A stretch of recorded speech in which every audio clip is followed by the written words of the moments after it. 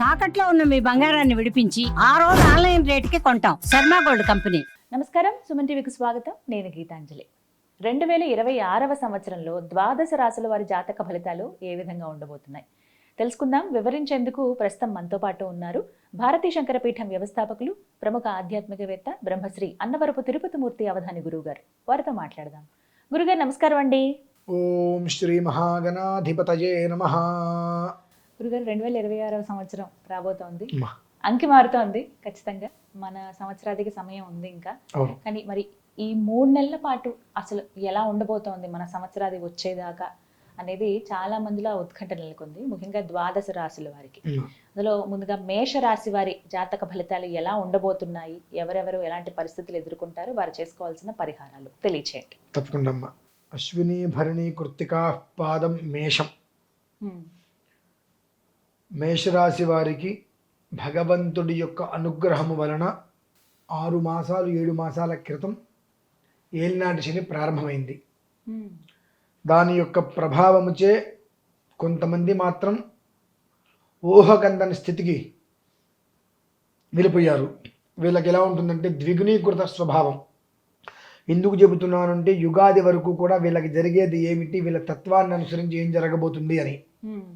తొందరగా ఒకళ్ళ మాట వినగానే ఏం చెప్తున్నారు అనేటువంటి దానికన్నా వీళ్ళు ఏం చేయాలనేటువంటిది స్పాట్ డిసిషన్స్ తీసుకుంటారు. అవి చాలా ప్రమాదం.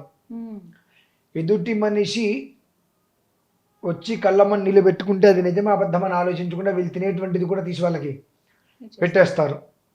చాలా అంటే చాలా సహృదయం. కఠినం వచ్చినా అంతే వస్తుంది. కానీ ఇప్పుడు ఈ 3 నెలలు కూడా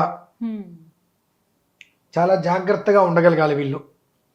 ఎందువలనంటే ఒక్క 3 నెలల పాటు వీళ్ళు ఎంత జాగ్రత్తగా ఆచితూచి వ్యవహరిస్తూ ప్రతి దాంట్లో వేలు పెట్టకుండా ఉంటారో అంతగా ఒక్కొక్క మెట్టు ఎక్కుతూ పైకి వస్తారు. కానీ వీళ్ళ బుద్ధి అంతా కూడా ఎలా ఉంటుంది అంటే కష్టపడతారు. 2.5 డే చివరి వరకు వచ్చేటప్పటికి ఒక మాట అనేసి వచ్చేస్తారు. ఆ కష్టం మొత్తం పోతుంది. కావాలని పేరు పక్క వాళ్ళకి వెళ్ళిపోతుంది.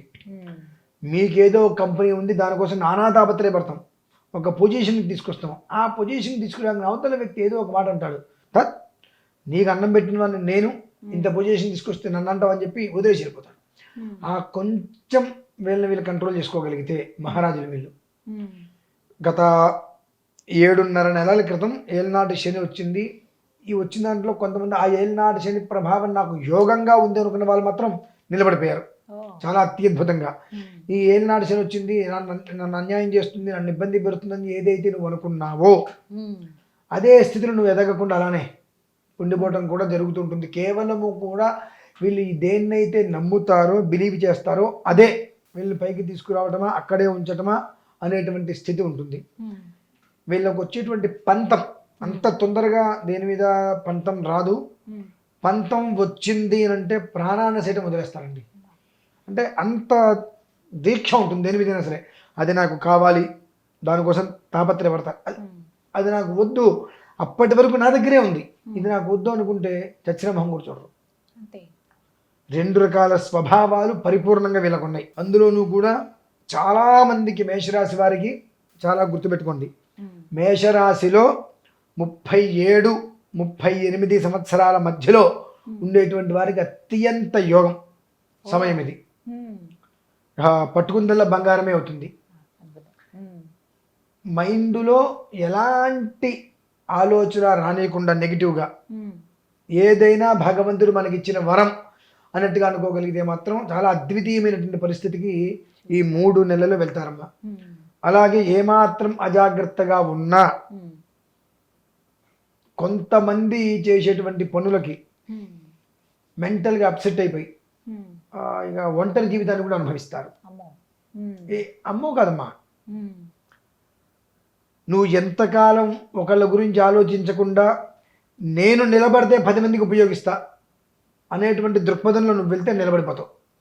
10 మందికి ఉపయోగపడుతూనే ఉండాలి అని అనుకుంటూ ఉంటే నువ్వు ఉపయోగపడతావు, కానీ నువ్వు ఎవరికైతే ఉపయోగపడ్డావో వాళ్ళని నువ్వు వేలెత్తి చూపిస్తారు. కాబట్టి నువ్వు ఒక్క మనిషికి ప్రత్యేకంగా ఉపయోగపడద్దు, సమిష్టి నువ్వు ఉపయోగపడాలనుకుంటే సమిష్టిగా 10 మందికి ఉపకారంగా ఉండు, నీకు ఎక్కడ ఇంత మచ్చ రాదు. కానీ ఒక మనిషికి ఏదైనా చేద్దామనుకుంటే కడుపు నిండా నువ్వు అన్నం పెడితే అరిగేదాకా నిన్ను తిడతారు, అరిగేదాకా ఎదుర్కొంటారు. తిడతారు. అద్భుతమైన యోగం ఉంది. జాగ్రత్తగా నడుచుకుంటూ వెళ్తే భూమిలో మీ 3 అడుగులు నిత్యాన్ని పాత వేసేసి ఏ అటు ఇటు ఆచ్ఛాదన లేకపోయినా నిలబెడితే అది ఎలా నిలుస్తుందో అలా నిలబెట్టి పైకి ఎక్కేసినా నిలబడి ఉంటుంది. గాలిలో నిచ్చినంటారు చూసారండి, అట్లా భూమిలో కాస్త దింపు వదిలేస్తే నిచ్చినెక్కేసేసి నిలబడి వ్యవహారం చేసుకోగలుగుతారు. కాదు వాళ్ళు ఏదో అన్నారు వీళ్ళు ఏదో అన్నారు అని చెప్పి వీళ్ళకి ఒక రోగం ఉందండి, ఫోబియా అని. మీరేమన్నా అన్నారు అనుకోండి, మీకు సమాధానం చెప్తే మీరేమనుకుంటారు, చెబితే ఎలా ఫీల్ అవుతారు, చెప్పకపోతే ఎలా ఫీల్ అవుతారు అని మీరు అంటే నేను ఈ సమాధానం చెప్తే వాళ్ళు ఇట్లా అనుకుంటారని చెప్పి అతని మనస్సులో 10 రకాల సమాధానాలు 10 రకాల ప్రశ్నలు ఆయనే వేసుకుంటాడు. వేసుకొని పోన్లే అవసరమైతే ఆ నింద మన మీదే మనం వేసుకుందాంలే అని ఒక్కసారి నిందే వేసుకోవడం వలన ప్రతిసారిని నిందకు గురవుతున్నారు వాళ్ళు. కాబట్టి మేషరాశి వారు నిజంగా అద్వితీయమైనటువంటి యోగం చాలా బాగుంది. రాబోయేటువంటి రోజులు సింహగర్జన వలె నిలబడి ఉంటారు. ఖచ్చితంగా వీళ్ళకి ఎదురు రావడం అనేటువంటిది ఏది లేదు. అన్ని వీళ్ళు వెళ్తుంటే అన్ని పక్కకి తప్పుకుంటాయి, కానీ అన్నిట్లని ఎదురు తెచ్చుకోవడం, మొళ్ళగంపల మీద పడడం కూడా వీళ్ళ చేతిలోనే ఉంది. ఒక్కటి లోపల ఉండేటువంటి ఒక వ్యాధిని వదిలేసింది, మార్చుకోవాలి. తన మీద తనకు మంచి బలం ఉంటుంది, అలాగే బలహీనత కూడా తనని బాగా డామినేట్ చేస్తుంటుంది. కనుక నీ ఏ విషయం అయితే నిన్ను డామినేట్ చేస్తుందో ఆ విషయాన్ని వదిలేసేసి మాట్లాడటం మొదలుపెట్టి ఒక్కసారి. వీళ్ళకి స్టార్టింగ్ ట్రబుల్ అంటారండి, కానీ ఒక్కొక్కసారి సడన్గా చిన్న మాట కూడా పెద్దగా రియాక్ట్ అవుతూ ఉంటారు. కనుక ఓవరాల్గా బాగుంది అని చెప్పలేము, బాగాలేదు అని చెప్పలేము, మధ్యస్థంగా ఉంది. నీ విధానం నీ చేతుల్లో ఉంది, ఎవరి చేతుల్లోనూ లేదు. నీ విధానం నీ చేతుల్లోనే ఉంది.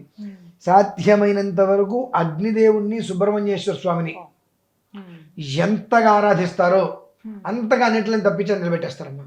అగ్నిదేవుడి ఆరాధన అంటే ఎలా చేయమంటారు? మేమైతే హోమాలు చేస్తాం నార్మల్గా. అగ్నయే నమః అంతే అనుకుంటూ ఉండాలి. అగ్నిదేవుడు అగ్నయే నమః ఆ నామం ఎంత అనుకుంటారో అలాగే సుబ్రహ్మణ్యేశ్వర స్వామి వారిని ఏ రకంగా అయినా సరే కొలుచుకోవటం, ఏ రకంగా అయినా సరే తలుచుకోవటం. లేదు అనుకుంటే చిన్నది వెండిది సుబ్రహ్మణ్యేశ్వర స్వామి వారి ఒక విగ్రహము, సర్పరూపము తీసుకొచ్చి ఇంట్లో పెట్టుకొని దానికి ఆరాధన చేసుకోవడం రోజు ఒక 5 నిమిషాలు.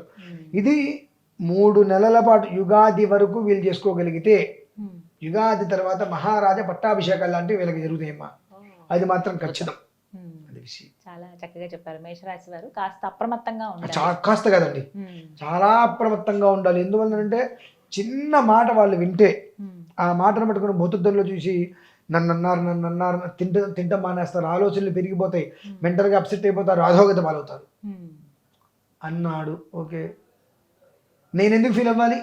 అదే నేను కాదు కదా, వాడు అన్నాడని చెప్పి నేను ఫీల్ అవుతున్నాను అంటే అది నన్నే వాడన్నాడు, నేను దానికి తగ్గవాడిని కాదు, వాడు ఎవరనుకుంటే నాకెందుకు అనేటువంటి ఒక ఆలోచన పాజిటివ్ నువ్వు తెచ్చుకోగలగాలి. ఎందుకంటే ఎవరో అంటారు నిన్నెవరో చాలా బ్యాడ్ చేస్తున్నాను, నీ గురించి ఏదో అన్నా మంచిది,